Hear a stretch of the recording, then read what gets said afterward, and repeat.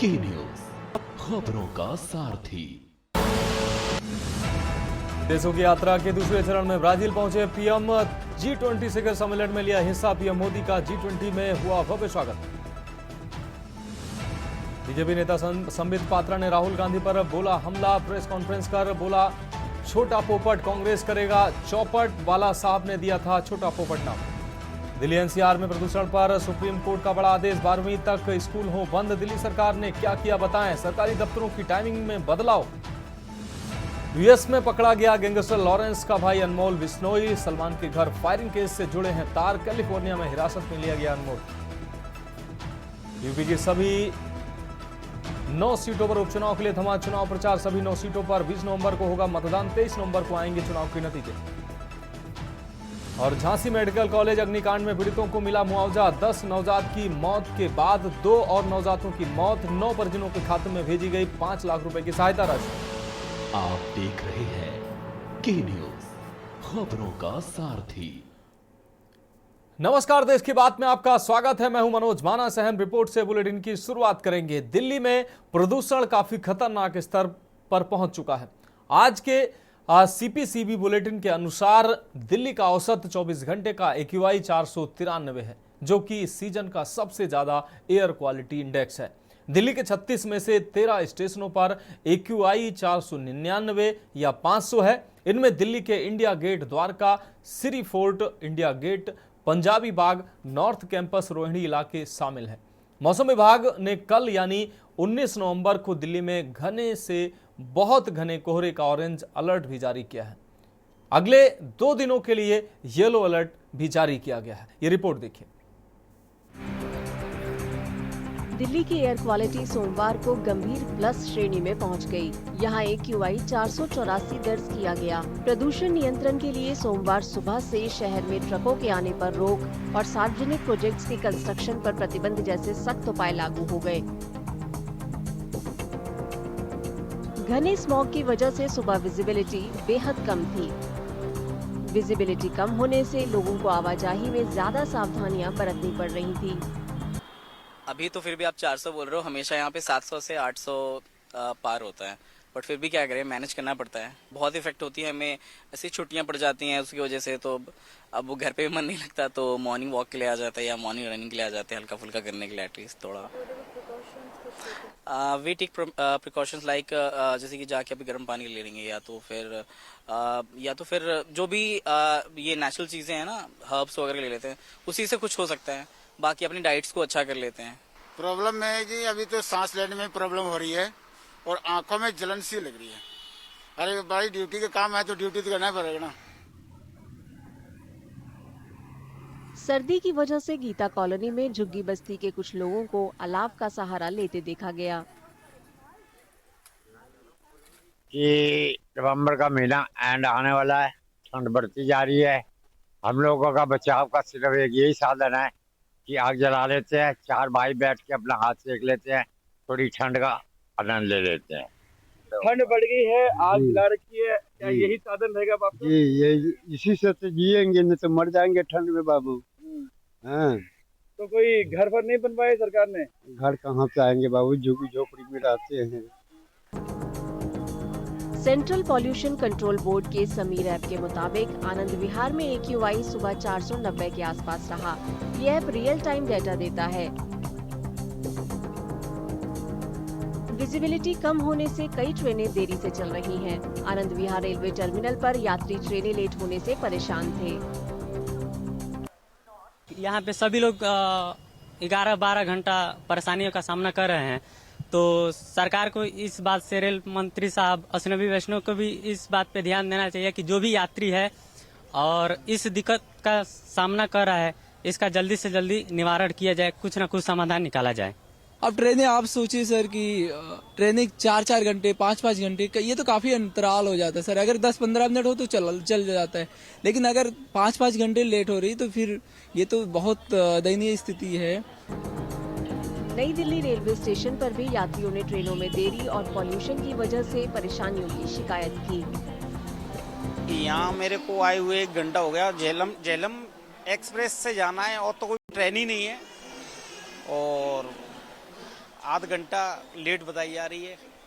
11:30 का टाइम है, 12 के करीब आएगी। मैं अभी आध घंटे के करीब हो गया मेरे को, एयरपोर्ट से आ रहा हूँ।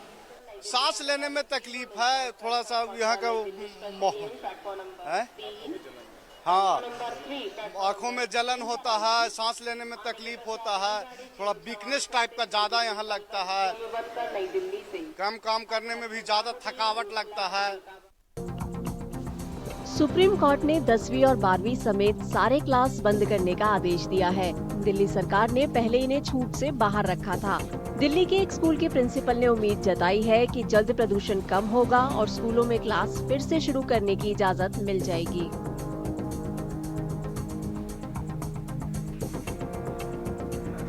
Education is the topmost priority in the world, I think. So this decision which has come from the government is very seriously and strictly followed, ensuring that there is an online mode of hybrid learning which is happening, and also the physical classes are taken care in the limited structure that is being given to us. We just hope that this Grab 4 and this pollution outside gets better. And we are able to come back to the physical online classes और हम अपने बच्चों के साथ फिर से वैसे ही connect करें जैसे हम कनेक्ट करते हैं। चूंकि एयर क्वालिटी इंडेक्स लगातार खराब हो रहा है, मेडिकल एक्सपर्ट्स लोगों को पूरी सावधानी बरतने की सलाह दे रहे हैं। खासकर सुबह ज्यादा सावधानी बरतने की जरूरत है जब प्रदूषण सबसे ज्यादा होता है। मॉर्निंग के समय जिस समय आपका पोल्यूशन लेवल सबसे ज़्यादा होता है तो हमें बाहर वॉक वगैरह एक्सरसाइज अवॉइड करनी है। जितना हो सके आप इंडोर फिजिकल एक्टिविटीज़ रखें। साथ ही साथ आप N95 मास्क का उपयोग कर सकते हैं। छोटे बच्चे जिनके लंग्स अभी डेवलपिंग फेज में हैं और प्रेग्नेंट वुमेन, उनको खासतौर पे ज़्यादा ध्यान देने की ज़रूरत है। इन सभी बातों का ध्यान रखेंगे तो काफ़ी हद तक जो अभी AQI बढ़ा हुआ है उससे आप अपने आप को और अपनों को बचा सकते हैं।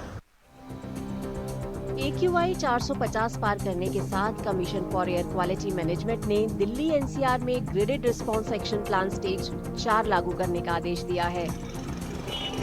ग्रैब 4 में जरूरी सामान लाने वाले या साफ ईंधन का इस्तेमाल करने वालों को छोड़कर किसी भी ट्रक को दिल्ली आने की इजाजत नहीं है। इलेक्ट्रिक गाड़ियों, CNG और BS6 डीजल गाड़ियों को छोड़कर दिल्ली के बाहर रजिस्टर्ड गैर जरूरी लाइट कमर्शियल व्हीकल्स के चलने पर भी रोक रहेगी। जरूरी सेवाओं को छोड़कर दिल्ली में रजिस्टर्ड BS4 या पुरानी मध्यम और भारी माल ढोने वाली डीजल गाड़ियों पर भी प्रतिबंध है। हाईवे, सड़कों, फ्लाईओवरों, बिजली लाइन, पाइपलाइन और दूसरे सार्वजनिक प्रोजेक्ट समेत सभी तरह के कंस्ट्रक्शन पर रोक है। Commission for air quality management ने सिफारिश की है कि दिल्ली NCR में दफ्तर 50% काम करें, बाकी काम घर से हो।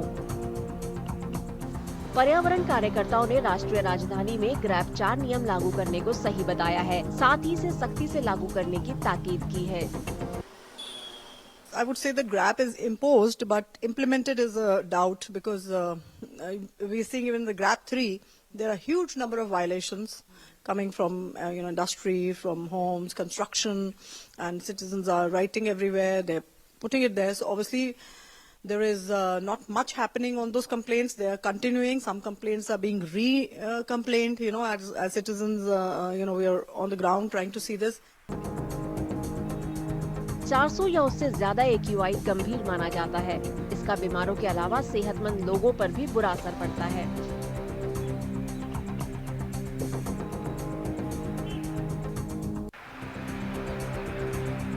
दिल्ली की एयर क्वालिटी सोमवार को गंभीर प्लस श्रेणी में पहुंच गई। यहां AQI 484 दर्ज किया गया।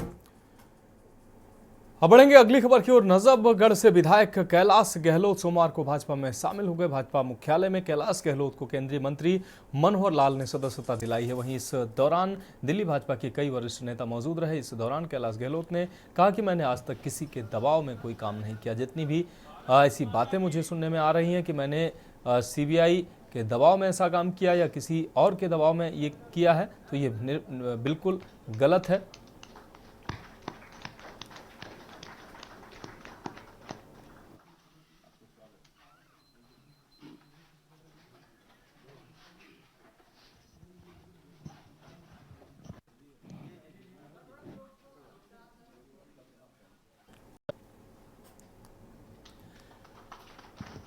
आप और आतिशी सरकार से कल इस्तीफा दिया था और आज भारतीय जनता पार्टी को कैलाश गहलोत ने ज्वाइन किया है।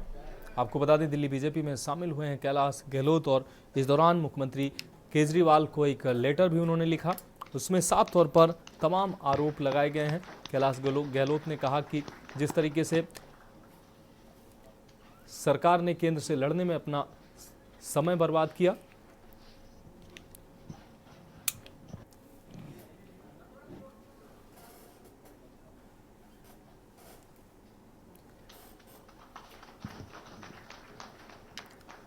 तो न सिर्फ आम आदमी मंत्री पद से इस्तीफा दिया है कैलाश गहलोत ने, बल्कि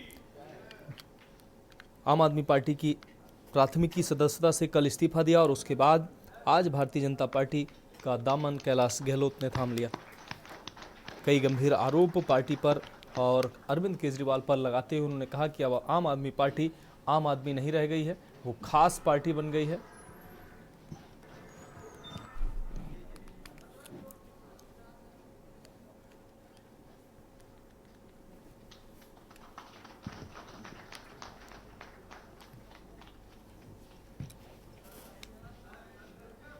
तो कल ही कैलाश गहलोत ने आम आदमी पार्टी का दामन छोड़ा था, मंत्री पद से इस्तीफा दिया और पार्टी की प्राथमिक सदस्यता से भी इस्तीफा दिया।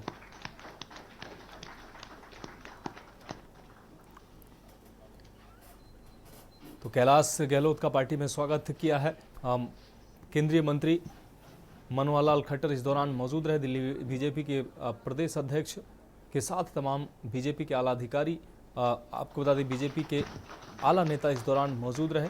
कैलाश गहलोत ने आम आदमी पार्टी का दामन छोड़कर भारतीय जनता पार्टी आज ज्वाइन कर ली। 24 घंटे के अंदर ही उन्होंने भारतीय जनता पार्टी का दामन थाम लिया। पहले से ये कयास लगाए जा रहे थे कि वो भाजपा ज्वाइन कर सकते हैं और 24 घंटे के अंदर ही उन्होंने भाजपा ज्वाइन कर लिया। उन्होंने साफ तौर पर कहा कि जो तमाम बातें सुनने को मिल रही हैं कि ईडी और सीबीआई के डर में हमने आपको छोड़ा है और भाजपा ज्वाइन किया है, तो निश्चित रूप से ये गलत है। आम आदमी पार्टी को अपने जो एजेंडे से भटकी हुई पार्टी उन्होंने बताया।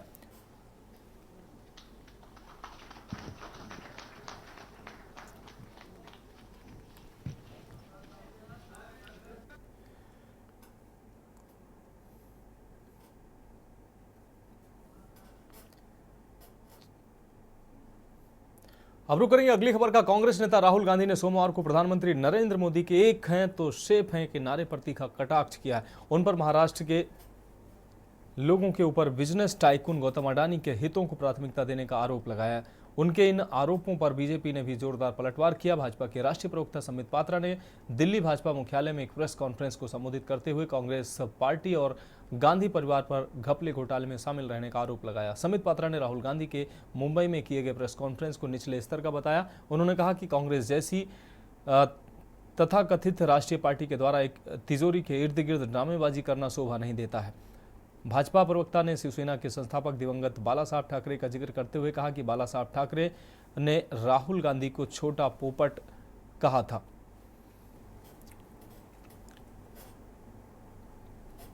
और मैं तो आज कहूंगा कि ये बहुत ही निचले स्तर का प्रेस कॉन्फ्रेंस था। एक तथाकथित राष्ट्रीय पार्टी के तथाकथित उम्दा नेता द्वारा इस प्रकार का प्रेस कॉन्फ्रेंस और उसमें भी एक तिजोरी पकड़कर लाना और उसके इर्द गिर्द नाटक करना, यह राहुल गांधी और कांग्रेस पार्टी को शोभा नहीं देती है। मैं कल सोशल मीडिया देख रहा था, आज भी सोशल मीडिया देख रहा था।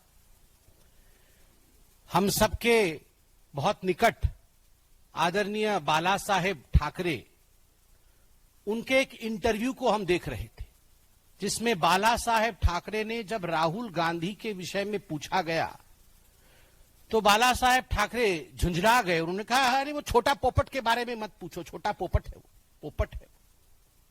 मैं आज इस मंच से कहता हूं और राहुल जी के भाषा में कहता हूं, छोटा पोपट ने किया है कांग्रेस चौपट। छोटा पोपट करे कांग्रेस चौपट।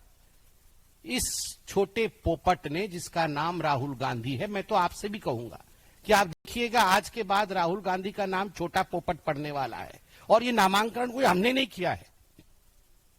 महाराष्ट्र में चुनाव हो रहे हैं, बाला साहेब ठाकरे को हर कोई पहचानता है, आदर भी हम में से हर कोई करता है।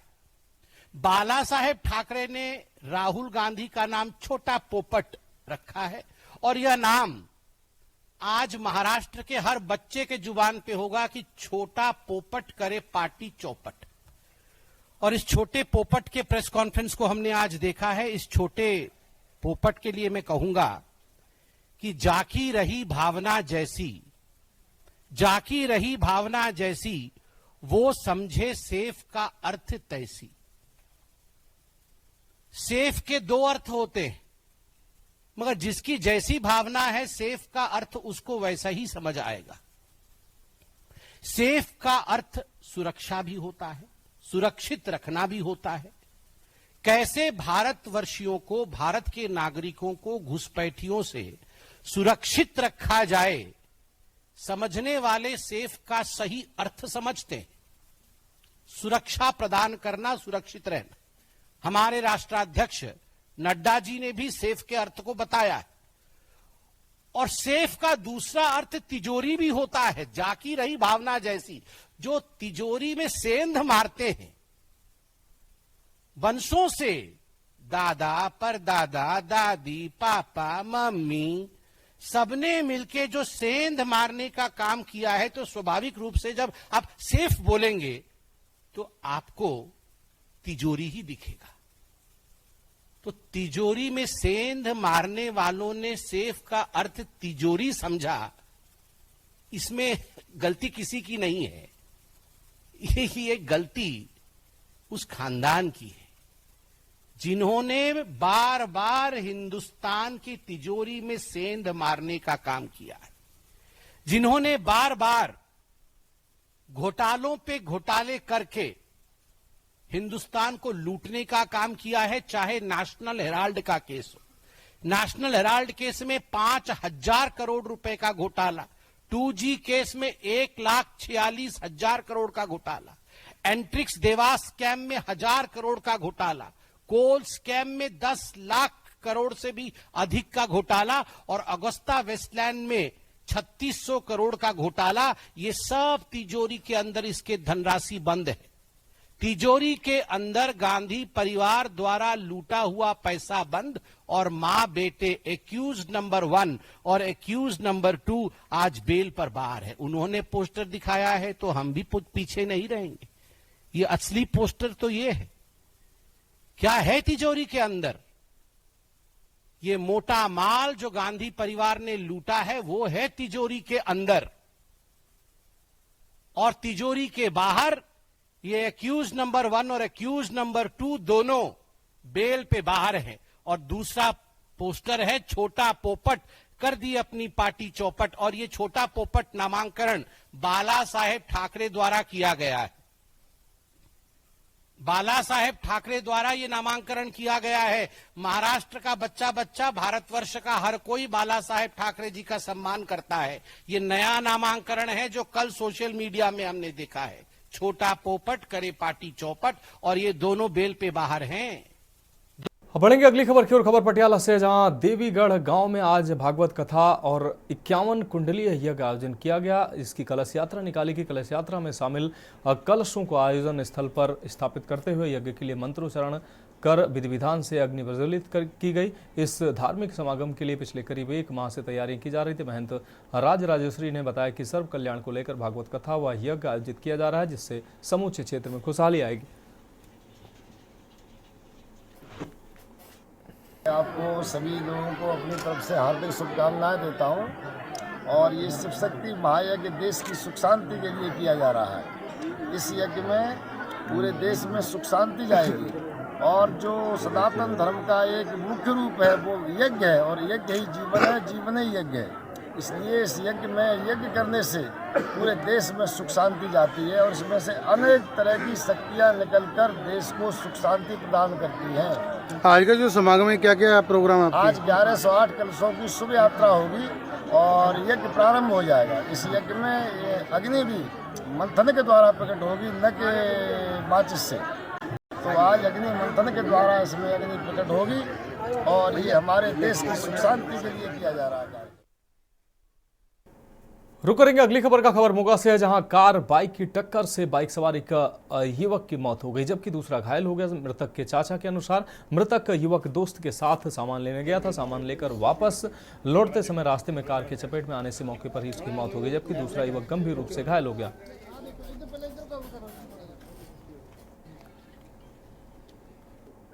ਇਹ ਬੱਚੇ ਸੀ ਦੋ, ਇੱਕ ਜਸਪ੍ਰੀਤ ਸੀ, ਕਰਨ ਸੀਗਾ, ਧੂੜਕੋਟ ਸੀ ਰਹਿਣ ਵਾਲੇ ਸੀ।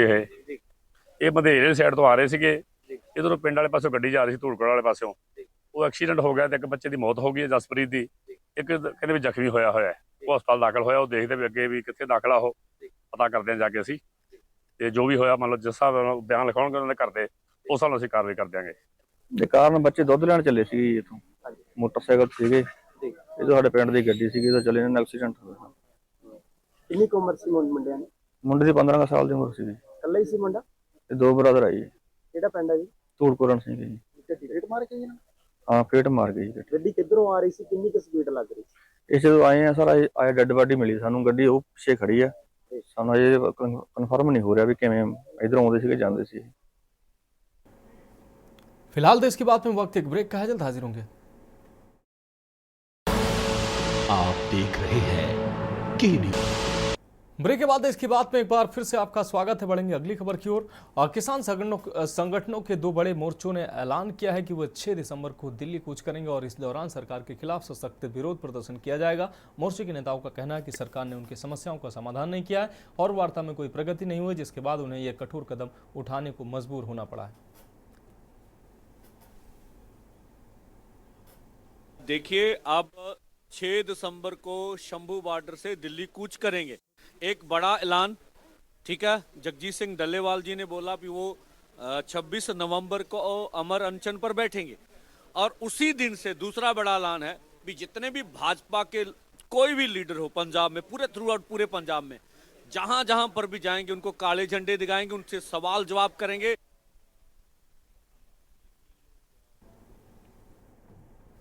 बढ़ेंगे अगली खबर की ओर। खबर यमुनानगर से, जहां नीरज गोयत हरियाणा से ताल्लुक रखने वाले मुक्केबाज ने ब्राजील के खिलाड़ी को हराकर दुनिया में भारत का परचम लहराया। इस जीत पर यमुनानगर के निवासियों ने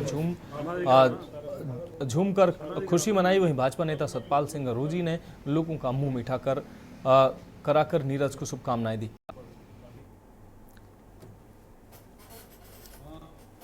नीरज गोयत जी के लिए बड़ी, जो उन्होंने हमारे देश के लिए मेडल लेके आए हैं और जैसे उन्होंने फाइट की वहाँ पे वर्ल्ड चैंपियन के साथ, और उस रिंग में फाइट की जिस रिंग में माइक टायसन भी कर रहे हैं, जो हम बचपन से देखते आ रहे हैं, बहुत वर्ल्ड के वर्ल्ड चैंपियन, उस रिंग में करना, हमारे देश के लिए फाइट करना, नीरज ने जो किया है, जो मेडल लेके आए, वर्ल्ड चैंपियन बना है, हमारे देश के लिए बहुत सौभाग्य की बात है। हम नीरज जी का स्वागत करेंगे जिस दिन नीरज जी आएंगे यमुनानगर में, हरियाणा में आएंगे। पूरा हरियाणा प्रदेश को उनके ऊपर मान है। रुक करते हैं अगली खबर का। हरियाणा कौशल विकास एवं औद्योगिक प्रशिक्षण विभाग की ओर से जिला प्रशासन के सहयोग व मार्गदर्शन में राजकीय कन्या महाविद्यालय सेक्टर 14 में 2 दिवसीय जिला स्तरीय युवा उत्सव का शुभारंभ हुआ है। कार्यक्रम में मुख्य अतिथियों के रूप में एडीसी हितेश कुमार मीणा ने दीप प्रज्वलित कर कार्यक्रम का शुभारंभ किया। इस अवसर पर आयोजन के नोडल अधिकारी एवं गुरुग्राम के एसडीएम रविंद्र कुमार भी मौजूद रहे। कार्यक्रम के आयोजन में नेहरू युवा केंद्र संगठन और राष्ट्रीय सेवा योजना का विशेष योगदान रहा। 2 दिवसीय युवा उत्सव के शुभारंभ सत्र को संबोधित करते हुए एसडीएम एडीसी हितेश कुमार मीणा ने कहा कि जब युवा उच्च आदर्शों, उद्देश्य की भावना और व्यापक ज्ञान से परिपूर्ण होते हैं तो निश्चित रूप से ये बड़ी बात होती है। यूथ फेस्टिवल 24 सेलिब्रेट कर रहे हैं। ये 2 दिन का इवेंट है जिसमें हमने 10 से 11 एक्टिविटी कैटेगरीज रखी हैं डिफरेंट एक्टिविटीज़ में, और ये इस कैंपस में साथ साथ आईटीआई कॉलेजेस में लग रहा है और साथ में साइंस फेयर के प्रोजेक्ट्स भी लगे हुए हैं। पर्पज़ ये है कि युवाओं को एक्स्ट्रा करिकुलर एक्टिविटीज़ में पार्टिसिपेट कराएं ताकि उनका सर्वांगीण विकास हो। और आपने अंदर देखा भी होगा इस प्रोग्राम की जो थीम है वो युवा विकसित भारत। तो युवा कैसे अपना रोल प्ले कर सकते हैं विकसित भारत के ड्रीम को अचीव करने के लिए। साथ में ही जो हमारे 17 सस्टेनेबल डेवलपमेंट गोल हैं उनमें यूथ कैसे एक्टिवली पार्टिसिपेट कर सकता है उनको अचीव करने के लिए। सर, यूथ को इस जो प्रोग्राम से किस तरीके की प्रेरणा लेनी चाहिए? किसी भी यूथ को अगर आप होलिस्टिकली डेवलप करना चाहते हैं तो उनको एकेडमिक के साथ साथ एक्स्ट्रा करिकुलर एक्टिविटी में भी पार्टिसिपेट करना होता है, और ये एक अच्छा प्लेटफॉर्म है जिसमें बच्चे अपनी प्रतिभा को शोकेस कर सकते हैं। तो हमेशा यही कोशिश की जाती है एडमिनिस्ट्रेशन की और सरकार की कि अलग अलग एक्टिविटीज़ ऑर्गेनाइज करें ताकि बच्चों का एक होलिस्टिक डेवलपमेंट हो सके। अब रुक करेंगे अगली अहम खबर का। लखनऊ से अगली अहम खबर है, जहां यूपी बोर्ड परीक्षाओं का कैलेंडर जारी हुआ। 24 फरवरी से होंगी यूपी बोर्ड की परीक्षाएं। यूपी बोर्ड ने अब ये कैलेंडर जारी किया है। 24 फरवरी से होंगी यूपी बोर्ड की परीक्षाएं। 12 मार्च को यूपी बोर्ड की परीक्षाएं खत्म होंगी। 10वीं और 12वीं की परीक्षाएं एक साथ ही शुरू होंगी। मात्र 12 कार्य दिवसों में बोर्ड की परीक्षाएं पूरी होंगी। कुल 18 दिन में परीक्षा कार्यक्रम समाप्त होगा। उत्तर प्रदेश माध्यमिक शिक्षा परिषद की परीक्षाओं के लिए समय सारणी जारी की गई है।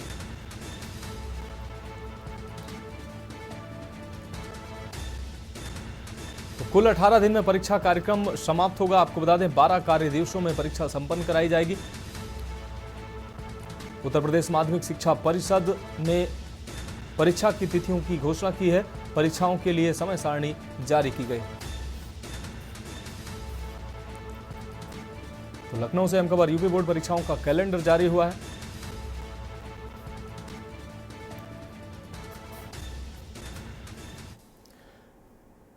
रुक रही अगली खबर का। बुजुर्गों के कल्याण और योजनाओं की जानकारी हेतु सामाजिक न्याय एवं अधिकारिता मंत्रालय, भारत सरकार और कम्युनिटी रेडियो संगठन के द्वारा हमारे बुजुर्ग हमारा स्वाभिमान कार्यक्रम की शुरुआत की जा रही है। कार्यक्रम हमारा बुजुर्ग हमारे अभियान के प्रचार प्रसार एवं जागरूकता हेतु वरिष्ठ नागरिक समिति की बैठक का आयोजन किया गया। बैठक का आयोजन नगर के सेठ वासुदेव सहाय इंटर कॉलेज में किया गया।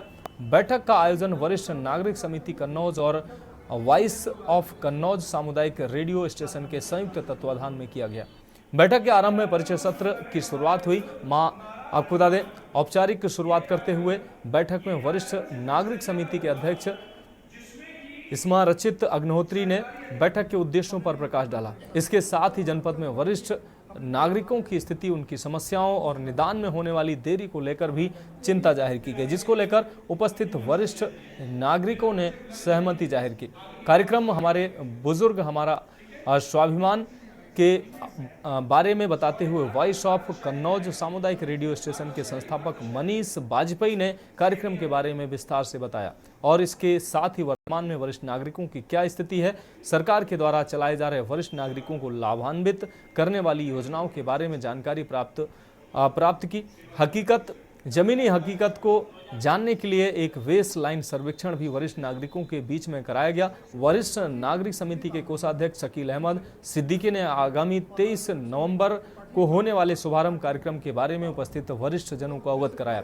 इसके साथ ही उन्होंने इसके प्रचार प्रसार पर भी खास जोर दिया। बैठक में उपस्थित वरिष्ठ नागरिक समिति के जिला सचिव वेद प्रकाश त्रिपाठी एवं लेखा निरीक्षक श्याम बाबू राठौड़ ने नागरिक समिति के द्वारा किए गए प्रयासों की चर्चा करते हुए आगामी कार्यक्रम को सफल बनाने के बारे में कई प्रयासों और उपायों पर चर्चा की।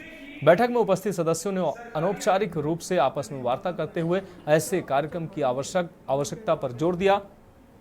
नगर के अनेक गणमान्य वरिष्ठ नागरिकों में गजराज सिंह, नूर आलम, मोहम्मद हनीफ, रामचंद्र दोहरे, IPS चौहान, श्री नारायण मिश्र आदि उपस्थित रहे। बैठक के अंत में वरिष्ठ नागरिक समिति के जिला उपाध्यक्ष प्रकाश शर्मा ने बैठक में उपस्थित सदस्यों के साथ सेठ वासुदेव सहाय इंटर कॉलेज के प्रधानाचार्य सुरेंद्र लाल सिंह का सहयोग देने के लिए धन्यवाद दिया।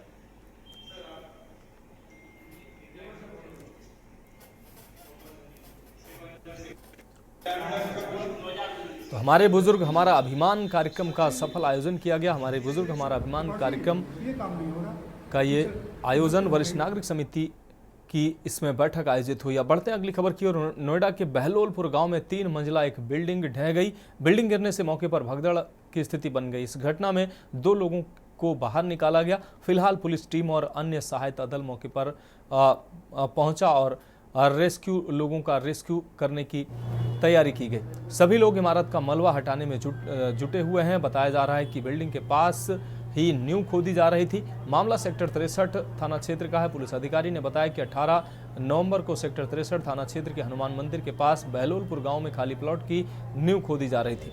इसी दौरान नींव खोदते समय बगल के मकान की दीवार गिर गई। मलबे में 2 लोगों को बाहर निकाला गया, इलाज के लिए अस्पताल में भर्ती कराया गया है। बाकी जो मलबा है उसको हटाने का कार्य जारी है।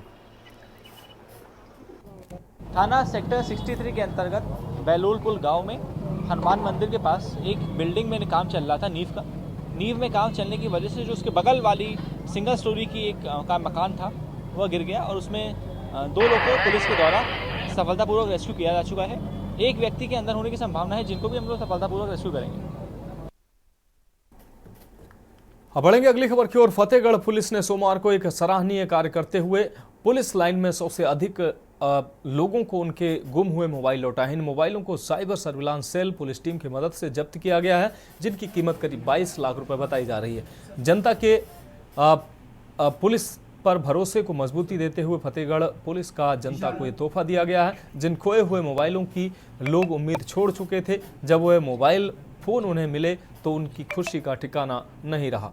फतेहगढ़ पुलिस ने सराहनीय कार्य करते हुए 100 से अधिक लोगों को उनके गुम हुए मोबाइल लौटाए हैं, जिनकी कीमत 22 लाख रुपए बताई जा रही है। मोबाइल पाकर लोग काफी खुश नजर आए।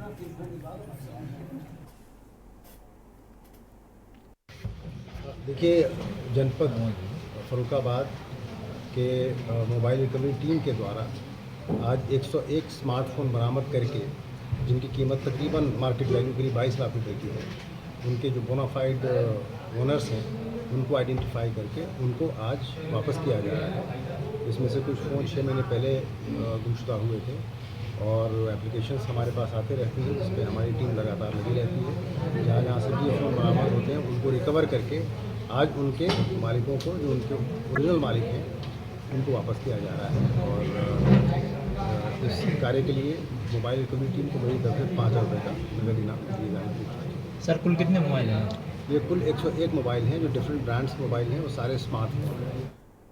अगली खबर झांसी से है, जहां झांसी मेडिकल कॉलेज में अग्निकांड में 10 नवजात की मौत के बाद 2 और नवजात की बीमारी से मौत हुई है। यूपी के मुख्यमंत्री के निर्देश पर जिला प्रशासन ने मृत बच्चों के परिजनों के खाते में 5 लाख रुपए की सहायता धनराशि भेजी गई है। 15 नवंबर 2024 को मेडिकल कॉलेज में दुखद अग्निकांड किया जा रहा है। इनके तीमारदारों का ख्याल हुआ था। आपको बताते 9 बच्चों के परिजनों के खाते में 5 लाख रुपए की धनराशि भेजी गई। शेष एक बच्चे के परिजन का बैंक खाता न होने के कारण सहायता धनराशि नहीं पहुंची। अस्पताल के मेडिकल रिकॉर्ड के परीक्षण में अग्निकांड पीड़ित 49 बच्चों की सूची तैयार की गई। 17 नवजात का मेडिकल कॉलेज में इलाज जारी है। 7 नवजात का प्राइवेट अस्पताल में इलाज चल रहा है। 1 नवजात का जिला चिकित्सालय में इलाज जारी है। 1 नवजात का मौरानीपुर में इलाज चल रहा है। 11 नवजात बच्चे डिस्चार्ज हो चुके हैं। 10 बच्चों की हादसे की वजह से मौत हुई, तो वहीं 2 नवजात की बीमारी की वजह से मौत हो गई। था, इसको एब्सेंट क्राई के कारण यहाँ भर्ती किया गया था। हाइपोक्सिक एन्सेफलोपैथी थी। इसकी मृत्यु कल शाम को 8:20 पर हुई है बीमारी के कारण। इसका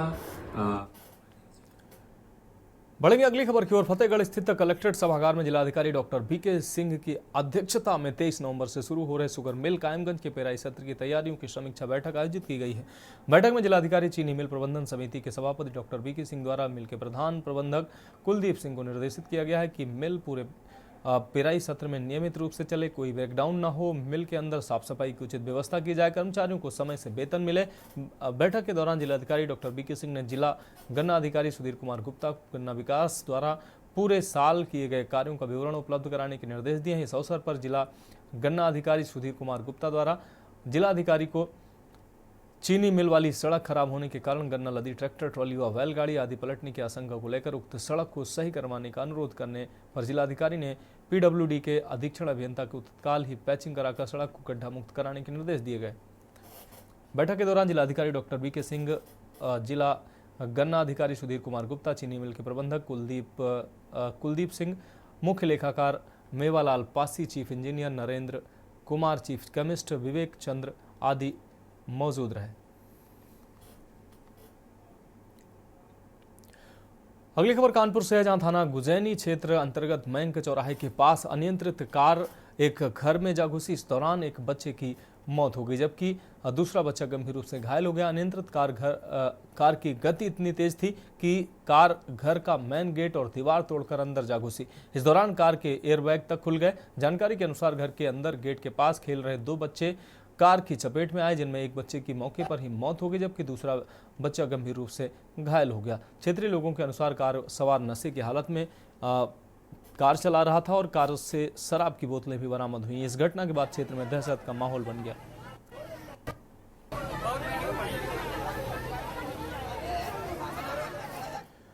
बढ़ेंगे अगली खबर की ओर। ज्वाला देवी विद्या मंदिर इंटर विभाग एवं स्नातकोत्तर विभाग के तत्वाधान के अंतर्गत एक भारत श्रेष्ठ भारत समर्थ राष्ट्र में युवाओं की भूमिका पर संगोष्ठी के अंतर्गत एक भारत श्रेष्ठ भारत समर्थ राष्ट्र में युवाओं की भूमिका विषय पर एक संगोष्ठी का आयोजन किया गया, जिसमें माननीय योगेंद्र उपाध्याय उच्च शिक्षा मंत्री उत्तर प्रदेश सरकार मुख्य अतिथि के रूप में शामिल हुए। कार्यक्रम में माननीय आपको बता दें कार्यक्रम में रघुनंदन भदौरिया पूर्व विधायक भाजपा, माननीय सुरेश अवस्थी भाजपा उम्मीदवार शीशामऊ विधानसभा क्षेत्र कानपुर, रामकृपाल सिंह राष्ट्रीय संगठन मंत्री भाजपा, आपको बता दें श्री श्याम सिंह चौहान, सुश्री मीनाक्षी गुप्ता जिला संगठन मंत्री युवा मोर्चा, अमरदीप सिंह सचिव प्रबंध कारिणी समिति गुरु नानक महिला महाविद्यालय कानपुर, हिमांशु प्रधान सचिव प्रबंध कार्यकारिणी समिति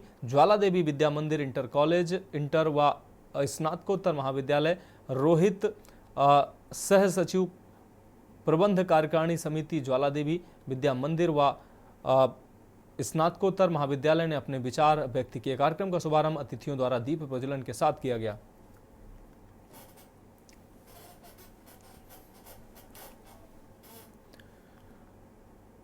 बढ़ेंगे अगली खबर की ओर। कौशाम्बी जिले में अराजक तत्वों से भगवान का मंदिर भी अब सुरक्षित नहीं रह गया है। अराजक तत्वों द्वारा प्राचीन शिव मंदिर से शिवलिंग को गायब कर दिया गया। सुबह पूजा करने पहुंचे ग्रामीणों ने देखा कि मंदिर से शिवलिंग गायब था, जिसके बाद ग्रामीणों ने हंगामा शुरू कर दिया। ग्रामीणों ने इसकी शिकायत पुलिस से की। पुलिस मामले की जांच में जुटी हुई। मामला पिपरी थाना क्षेत्र के नहरिया पर मजरा फतेहपुर सहावपुर गांव का है, जहां रोशन यादव के घर के पास एक प्राचीन मंदिर स्थापित है, जिसमें सफेद पत्थर की शिवलिंग और नंदी की प्रतिमा स्थापित की गई थी। ग्रामीणों के मुताबिक रात किसी अराजक तत्वों ने भगवान शिव शंकर का शिवलिंग चोरी कर लिया। इसकी जानकारी जब सुबह ग्रामीणों को हुई तो हंगामा शुरू हो गया।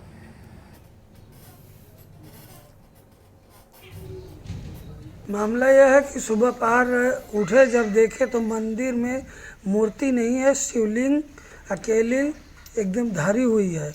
और बाद में खोजबीन किया गया, कहीं गांव गिराव में कहीं उसकी पिंडी नहीं मिली। अब पुलिस में वालों को भी सूचना दी गई, पुलिस वाले ने कोई इसका रिएक्शन नहीं लिया। कब की घटना है? कितने तारीख? ये 15 तारीख को, शुक्रवार को, शुक्रवार की रात को जी। क्या नाम है आपका? धर्मेंद्र कुमार, गांव नरहिया पर, फतेहपुर शाहपुर, थाना पिपरी, जिला कौशाम्बी। मामला क्या है? रात का समय था, लोग सो रहे थे, हम लोग भी सो गए। रात में न जाने कोई अराजक तत्व आया, मंदिर का गेट खुला था, ताला तो लगा नहीं था, अंदर घुसा, मूर्ति को तोड़ के अपना एक हिस्सा शंकर जी का जो ऊपर वाला रहता है वो लेके चला गया। बाकी जलहरी जो थी वो उसी में पड़ी रह गई। जानकारी जब हम सुबह भोर में उठे 4:30 बजे, तब मंदिर के परिसर में आए साफ सफाई के लिए, तो देखे तो यहाँ मूर्ति अस्त व्यस्त पड़ी थी। तब देखे, फिर लोगों में चर्चा का विषय बना। बढ़ेंगे अगली खबर की ओर। प्रतापगढ़ में गौवंश के टुकड़े करके जंगल में फेंककर अराजक तत्वों ने माहौल बिगाड़ने की कोशिश की। नगर कोतवाली क्षेत्र के दहिला मऊ इलाके में अराजक तत्वों द्वारा गाय की चोरी कर हत्या करने की घटना ने इलाके में तनाव पैदा कर दिया।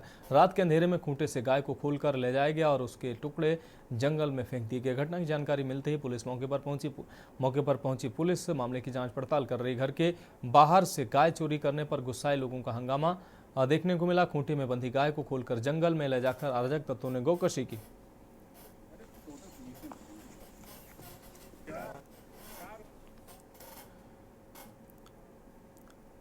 अगली खबर गाजियाबाद से, जहां हत्या कर 100 को रेलवे लाइन पर फेंककर पुलिस को चकमा देने वाले बदमाशों के साथ पुलिस की मुठभेड़ हो गई। आपको बता दें, महीने पहले हत्या कर 100 को रेलवे लाइन पर फेंकने वाले हत्यारोपियों को गाजियाबाद कोतवाली पुलिस ने मुठभेड़ के बाद गिरफ्तार कर लिया। सिविल लाइन चौकी क्षेत्र रेलवे लाइन पर 15 से 16 अक्टूबर की रात्रि को मिला था रेल से कटा हुआ एक शव की शिनाख्त न होने पर पुलिस ने लावारिस में अंतिम संस्कार कराया। कल परमात्मा नाम के व्यक्ति ने शव की फोटो से पहचान करते हुए उसे अपने बेटे लाल सिंह का शव बताया। हत्या का शक जताते हुए पिता ने 3 लोगों के खिलाफ दर्ज कराई शिकायत।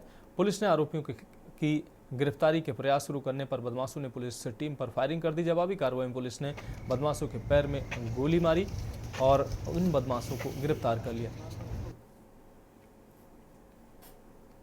दिनांक 15-16 अक्टूबर की रात्रि में थाना कोतवाली कमिश्नरेट गाज़ियाबाद में एक सिविल लाइन चौकी का जो रेलवे लाइन का क्षेत्र है वहाँ पर एक अज्ञात शव प्राप्त हुआ था, जिसका कि पुलिस द्वारा पंचायतनामा कराया गया था। वह 3 दिवस तक इसकी शिनाख्त न होने पर पुलिस द्वारा उसका अंतिम संस्कार जो बॉडी थी उसका करवा दिया गया था।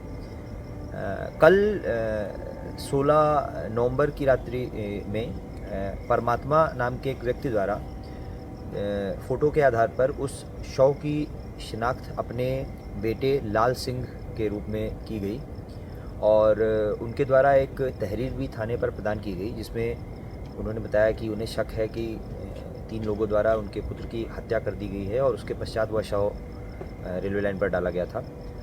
इसका संज्ञान लेते ही आज तत्काल थाने पर सुसंगत धाराओं में अभियोग पंजीकृत कराया गया था। वह उसमें जो वांछित अभियुक्त थे उनकी गिरफ्तारी हेतु प्रयास किए जा रहे थे। इसी क्रम में आज रात्रि में मुखबिर द्वारा सूचना प्राप्त हुई कि इस मुकदमे से जुड़े हुए जो वांछित अभियुक्त हैं वो हिंद नगर से चिपियाना की तरफ जाने वाले रास्ते पे जा रहे हैं, जिसकी जानकारी मिलते ही तत्काल जो पुलिस के दल थी उसको दोनों ओर से उन्हें घेरने के लिए रवाना किया गया और इसमें ये व्यक्ति बाइक पर सवार थे। पुलिस की पार्टी ने सामने से इन्हें रुकने के लिए कहा तो रुकने के स्थान पर इन्होंने बाइक को पीछे की तरफ भगाया और जब दूसरी पुलिस की पार्टी ने इन्हें रोकने का प्रयास किया तो इनके पास जो तमंचा था उससे जान से मारने की नीयत से इन्होंने पुलिस के पार्टी पर फायर कर दिया, जिसमें कि अपने बचाव में पुलिस को जवाबी फायरिंग करनी पड़ी और इसमें एक व्यक्ति के पैर में गोली लगी है और जो दूसरा व्यक्ति बाइक पर सवार था उसको मौके से गिरफ्तार कर लिया गया है। अब बढ़ेंगे अगली खबर की खबर रायबरेली से, जहां एक निजी स्कूल की छत पर आग लगने से हड़कंप मच गया। गनीमत ये रही कि आग से कोई जान माल का नुकसान नहीं हुआ। मामला शहर कोतवाली क्षेत्र के त्रिपुला स्थित न्यू स्टैंडर्ड पब्लिक स्कूल का है, जहां स्कूल की 4थी मंजिल पर रखे रिजेक्ट फर्नीचर के सामान में आग लग गई। आग की लपटें देख स्कूल के स्टाफ आग बुझाने में जुट गया। घटना की सूचना अग्निशमन और पुलिस को दी गई। फायर ब्रिगेड की टीम ने जब तक मौके पर पहुंची तब तक स्कूल के स्टाफ ने आग पर काबू पा लिया था। तो निजी स्कूल की छत पर यह आग की घटना सामने आई। रायबरेली के त्रिपुरा इलाके का ये मामला है।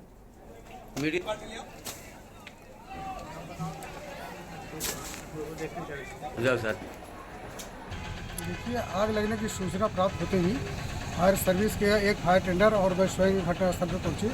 देखिए, न्यू स्टैंडर्ड जो पब्लिक स्कूल है वहाँ की छत पर कुछ फर्नीचर के जो रिजेक्टेड सामान थे, कबाड़ थे, रखे हुए थे।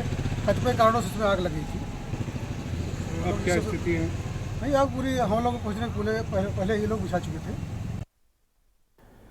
अब बढ़ेंगे अगली खबर की ओर। गाजियाबाद से अगली खबर, जहां झांसी का अग्निकांड देखकर हर किसी की रूह कांप जाती है, लेकिन ऐसे हादसे फिर दोबारा ना हो, इसको लेकर लगातार गाजियाबाद में फायर विभाग की तरफ से अस्पतालों के निरीक्षण किए जा रहे हैं। फायर विभाग के अधिकारी राहुल पाल के अनुसार गाजियाबाद में ऐसे लगभग 100 अस्पताल हैं जिन पर फायर एनओसी नहीं है, जिनकी जानकारी गाजियाबाद के स्वास्थ्य अधिकारी को दी गई है। इसके अलावा लगातार गाजियाबाद के अलग अलग अस्पतालों में गाजियाबाद फायर विभाग की तरफ से औचक निरीक्षण किया जा रहा है, जिसमें आग बुझाने के उपकरणों की जाँच की जा रही है।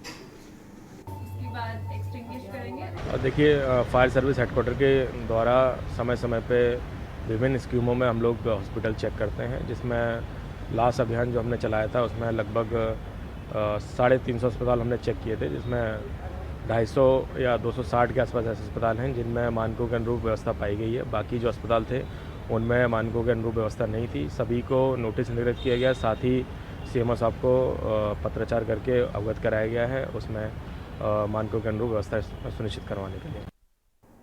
अब बढ़ेंगे अगली खबर की ओर। 2 दिसंबर 2023 को नगर निकायों में निर्वाचित जनप्रतिनिधियों का कार्यकाल समाप्त हो गया। वहीं विपक्ष लंबे समय से निकाय चुनाव न करने को लेकर सरकार पर हमलावर है। लंबे समय से टाले जा रहे नगर निकाय चुनाव और नगर निगम देहरादून तथा स्मार्ट सिटी प्रोजेक्ट में व्याप्त भ्रष्टाचार के खिलाफ आज महानगर कांग्रेस ने नगर निगम कार्यालय देहरादून का घेराव किया। वहीं कांग्रेस के वरिष्ठ नेताओं का कहना है कि स्मार्ट सिटी के तहत हजारों करोड़ों रुपए का भ्रष्टाचार हुआ, लेकिन अभी तक देहरादून स्मार्ट सिटी नहीं बन पाई है। अभी भी सड़कों में गड्ढे व्याप्त हैं, सीसीटीवी कैमरे काम नहीं करते हैं, स्ट्रीट लाइटों की हालत खस्ता है। अधिकारियों ने नगर निगम में हजारों करोड़ रुपए का घोटाला किया। हाँ, नगर निगम में चूंकि यहाँ हमारे नगर के हजारों करोड़ रुपए इन्होंने डकार दिए सफाई के नाम पर। उनकी पता नहीं कहाँ करे जो दुर्दशा नगर निगम कर रखी। नगर निगम में अब आसपास के बहुत गाँव बालोला, नकरंदा, भारू वाला सारे जोड़ दिया आपने। सफाई एक पैसा वहाँ पर सड़क के लिए पानी भेजने का खर्च नहीं किया। क्यों जोड़े नगर निगम में? आपने 5 साल हो गए, उपलब्धि बताया नहीं क्या किया आपने। तो इस तरह से वो पैसा गया कहाँ, हजारों करोड़ रुपए जो यहाँ पर मेयर थे सारा लूट खाया, पैसा गया वहीं लूटा दिखाया। सफाई के नाम पर हजारों करोड़, उसकी जांच न्यायिक जांच हम लोग चाहें। हम भ्रष्टाचार जो लूट मार कर रखे और धामी जी मुख बतरक बने। धामी जी केवल कमाऊ पूत की तरह से अडवाणी उसी नीति पर चल करके वो मोदी जी का और इसका शाह जी का एजेंट के रूप में काम कर अपनी जिम्मेदारी का बहन नहीं करना। यार रोजगार इतने थे सारे बंद कर दिए, शेड्यूल बेच दिया, सारे सरकारी प्रतिष्ठान आप बेचते जा रहे, तो क्यों वोट देंगे? करने में जमीन आसमान का फर्क है। ये लोग धोखा देने का काम कर रहे हैं, मलिन बस्ती के नाम पे अध्यादेश लाके लोगों को गुमराह करने का काम कर रहे हैं। अनिनी बिंदुओं को लेके 2018 में भी इन्होंने एक बार वादा खिलाफी का काम किया है। 2 नए क्षेत्र जुड़े थे, यू टर्न लेके बोला था 10 साल तक किसी तरह का भी कोई टैक्स नहीं लिया जाएगा, लेकिन यू टर्न लेके कमर्शियल टैक्स लगाने का काम किया है और पूरे देहरादून का सत्यानाश कर दिया। स्मार्ट सिटी के नाम पे गंगू दिया है इन लोगों ने और चुनाव को टालने का काम कर रहे हैं, डरे हुए हैं। इन सभी बिंदुओं को लेकर आज हम लोग नगर निगम में घिराव कर रहे हैं। रुक करेंगे अगली खबर का। हल्द्वानी निवासी यूट्यूबर सौरभ जोशी से 2 करोड़ रुपए की रंगदारी मांगने वाले आरोपी को पुलिस ने महज 12 घंटे में गिरफ्तार कर लिया। जोशी ने पुलिस को दी अपनी शिकायत में बताया था कि उन्हें एक धमकी भरा पत्र मिला है जिसमें किसी अज्ञात व्यक्ति ने खुद को लॉरेंस बिश्नोई गैंग का सदस्य बताते हुए उसे पैसे देने की धमकी दी थी। पत्र में कहा गया था कि अगर पैसे नहीं दिए तो तुम्हें और परिवार के किसी सदस्य को जान से मार दिया जाएगा। पुलिस ने त्वरित कार्रवाई करते हुए मामले की जांच शुरू की और एक विशेष टीम का गठन किया। टीम ने घटनास्थल का निरीक्षण किया, सीसीटीवी फुटेज खंगाले और मुखबिरों की मदद ली। पुलिस ने महज 12 घंटे के भीतर आरोपी अरुण कुमार 19 वर्ष जिसकी उम्र है, पुत्र पूरन सिंह निवासी थान डावरी, थाना फैजगंज, तहसील बिसौली, जिला बदायूं को गिरफ्तार कर लिया है। यूट्यूबर सौरभ जोशी को एक धमकी आई जिसमें उससे कुछ पैसे की मांग की गई और पैसा नहीं देने पर उसको और उसके परिवार को खतरा पहुंचाने की धमकी दी गई थी। क्योंकि इस मामले में जो धमकी दी गई उसमें लॉरेंस बिश्नोई गैंग का नाम आ रहा था, तो इस मामले की संवेदनशीलता को देखते हुए पुलिस ने तत्काल एफआईआर रजिस्टर की और एफआईआर रजिस्टर करने के बाद में जो धमकी भरा पत्र आया था उसको उस एरिया के आसपास के सीसीटीवी देखे हमने, कुछ इलेक्ट्रॉनिक सर्वेलांस किया और कुछ मुखबिरी के आधार पर एक अभियुक्त जो है वो पुलिस के सस्पेक्ट के दायरे में आया और जब पुलिस ने उसको गिरफ्तार किया तो उससे पूछताछ पे निकल के आई बात कि उसके द्वारा ही यूट्यूबर सौरभ जोशी से पैसा निकलवाने के उद्देश्य से उस तरीके का धमकी भरा पत्र उसको भेजा। ये जो अभियुक्त है ये पंजाब के मोहाली में एक होटल में काम करता था और इसने सोशल मीडिया और समाचार पत्रों में लॉरेंस बिश्नोई गैंग के नाम पर कई अन्य जगह पर लोगों द्वारा डराए धमकाने और पैसे वसूल करने के मामले को देखा था। उसी से इसने आइडिया लेकर यूट्यूबर सौरभ जोशी को धमकाने का कार्य। बढ़ेंगे अगली खबर की ओर। खबर गदरपुर से है जहां जिले के वरिष्ठ पुलिस अधीक्षक मणिकांत मिश्रा दिनेशपुर के अटल उत्कृष्ट विद्यालय पहुंचे। उन्होंने फेसबुक, इंस्टाग्राम, व्हाट्सएप चलाने से क्या नुकसान होता है और हम लोग सोशल मीडिया में कैसे फंस जाते हैं, इससे हमें कैसे बचना है और आज की युवा पीढ़ी को नशे से दूर रहना चाहिए, सभी को ट्रैफिक नियमों का पालन करना चाहिए आदि के बारे में जानकारी दी। जिले के वरिष्ठ पुलिस अधीक्षक मणिकांत मिश्रा पर पुलिस अधीक्षक मनोज कात्यायन, सीओ सिटी निहारिका तोमर, थाना अध्यक्ष नंदन सिंह रावत, सब इंस्पेक्टर संतोष उत्प्रेती इस कार्यक्रम में मौजूद थे। इस विद्यालय में हम आए, बहुत दिनों से ऐसा आने का यहाँ प्रयास किया जा रहा था, लेकिन कुछ विद्यालय कारण और कुछ पुलिस के व्यस्तता के कारण यह समय नहीं मिल पाया। हमारा ये लक्ष्य था कि बच्चों को ट्रैफिक की जानकारी दें, पुलिस के कार्यों की जानकारी दें और सबसे मुख्य जो हमने लक्ष्य रखा है इसमें कि साइबर से रिलेटेड जानकारी दें, जिसमें कि सोशल मीडिया का प्रयोग क्या कर रहे हैं, किस तरह से कर रहे हैं, क्या सावधानियां बरतनी चाहिए और कैसे साइबर फ्रॉड हो रहे हैं जिसमें कि बच्चों का भी प्रयोग कर ले रहे हैं और उन्हें नुकसान पहुंचा रहे हैं। नमस्कार, जय हिंद। जैसा बढ़ेंगे अगली खबर की ओर। नैनीताल में मंदिरमाला मानस खंड मिशन के तहत 11 करोड़ की लागत से नैना देवी मंदिर के साथ ही मंदिर के आसपास किए जाने वाले सौंदर्यीकरण के कार्यों को लेकर आज नैनीताल एसडीएम वरुणा अग्रवाल ने मंदिर समिति एवं अन्य स्टेक होल्डर के साथ बैठक की। एसडीएम वरुणा अग्रवाल ने बताया कि मंदिरमाला योजना के तहत पंथ पार्क से मंदिर तक फुटपाथ समेत सौंदर्यीकरण के विभिन्न कार्य किए हैं, जिसे लेकर आज स्टेक होल्डर्स से सुझाव मांगे गए हैं ताकि नैना देवी मंदिर आने वाले श्रद्धालुओं को किसी प्रकार की असुविधा का सामना न करना पड़े। उस संबंध में कई चीज़ें हमने इस माला प्रोजेक्ट के तहत सुझाव देने थे मार्केट एसोसिएशन से प्लस नैना देवी मंदिर ट्रस्ट के माध्यम से, जो आज हमारे सिटी मजिस्ट्रेट श्रीमती आई हैं उनको दी गई हैं और उन सभी पर उन्होंने गौर करने का विचार मन बनाया है। हमारा सीवर लाइनें यहाँ पर ओवरफ्लो होती है, नालियाँ चौक रहती हैं, नाले चौक रहते हैं, 2.5 फीट से ऊपर इस प्रांगण में पानी भर जाता है। तो मंदिरमाला प्रोजेक्ट का मेन मिशन यही है कि इसको साफ़ सुथरा बनाया जाए, तो उसमें सीवर लाइन का सुधार होना बहुत ज़रूरी है। मंदिरमाला प्रोजेक्ट, क्योंकि मैं भी नैना देवी मंदिर के कोषाध्यक्ष हूँ, तो उसमें हमने यही रखा है कि इसमें प्रोजेक्ट को एक साथ किया जाए ताकि ये 2-3-4 महीने में इस प्रोजेक्ट को पूरा किया जा सके और श्रद्धालुओं को असुविधा न हो। जी, जैसा कि आपको पता है, मानस खंड प्रोजेक्ट के अंतर्गत मंदिर का सौंदर्यीकरण और आसपास के एरिया के सौंदर्यीकरण और एक स्ट्रक्चरिंग का प्रोग्राम है। तो उसमें स्टेक होल्डर्स के साथ एक दोबारा बैठक की गई थी ताकि उनके अगर कोई सुझाव है उसको भी लिया जाए। कोई उनको दिक्कत आ रही है इस काम से तो उसको जैसे मॉडिफाई कर सकते हैं वो बताया जाए। दूसरा, कोई क्लैरिफिकेशन अगर हमें उनको दे सकते हैं ताकि कोई भी भ्रामक सूचना जो लोगों के बीच में है काम को लेके, उस भ्रामक सूचना को हटा के जो एक्चुअल स्थिति है उसके बारे में बताया जा सके। इसके संबंध में बैठक की गई थी, पॉजिटिव बैठक रही है। कुछ सुझाव आए हैं जिनको इनकॉर्पोरेट किया जाएगा और कोई रिवाइज अगर काम की आवश्यकता होगी, एस्टिमेट की आवश्यकता होगी तो उसमें एक्सचेंज साहब और सबके द्वारा कार्रवाई की जाए।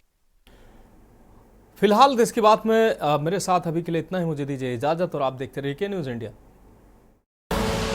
आप देख रहे हैं के न्यूज़, खबरों का सार।